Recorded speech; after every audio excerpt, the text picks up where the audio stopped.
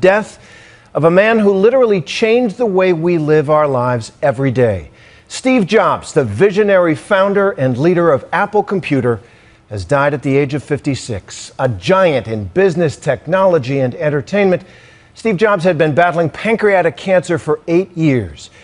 His place in history was assured when he helped invent the personal computer, but that was only the beginning.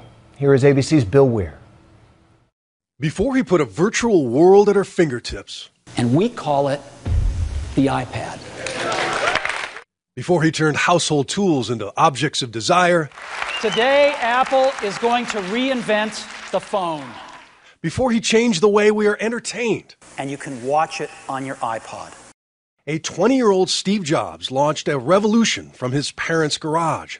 With buddy Steve Wozniak, they set out to move the power of the computer from the laboratory to your lap. The penalty for failure for going and trying to start a company in this valley is non-existent. And his brimming confidence was validated when they launched the Macintosh. We worked hard, and in 10 years, Apple had grown from just the two of us in a garage into a $2 billion company with over 4,000 employees. But the 80s brought a power struggle with Apple's board, and Jobs was soon fired from the company he founded. And so at 30, I was out, and very publicly out. What had been the focus of my entire adult life was gone, and it was devastating. But he did not wallow, and in his 30s he met his wife, started another computer company called Next, and took over Pixar, changing animation forever. My name is Woody, and this is Andy's room. In '96, Apple bought Next, and soon Jobs was back in charge, leading a digital renaissance. After his return, Apple stock soared more than 7,000%, turning that garage startup into one of the most valuable companies in history.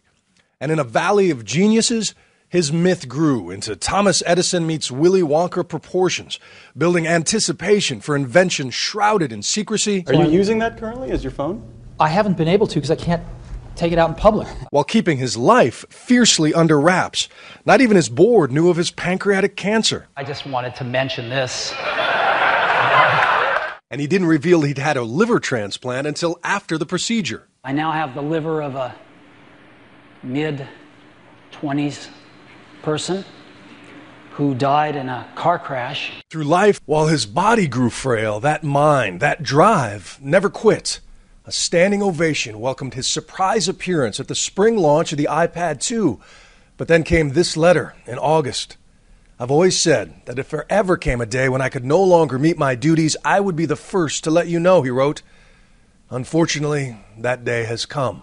Here was a man who'd peered into the future, seeing how we'd work and play 20 years before we'd ever hold the proof. Everything will be portable. People want large color screens that they can put photographs on. People want motion video. And when the body began to fail, he was driven anew by the clock and that burning need to build something great. Remembering that I'll be dead soon is the most important tool I've ever encountered to help me make the big choices in life. Because almost everything, all external expectations, all pride, all fear of embarrassment or failure, these things just fall away in the face of death, leaving only what is truly important. A titan of American business, Steve Jobs was just 56 years old. He leaves behind a wife and 4 children. And just minutes ago, Apple's board of directors issued a statement saying, in part, Steve's brilliance, passion, and energy were the source of countless innovations that enrich and improve all of our lives. The world is immeasurably better because of Steve. We're going to have much more on the life and impact of this remarkable American, Steve Jobs, on a special edition of Nightline. And you can get the latest anytime at abcnews.com. I'm Terry Moran in New York.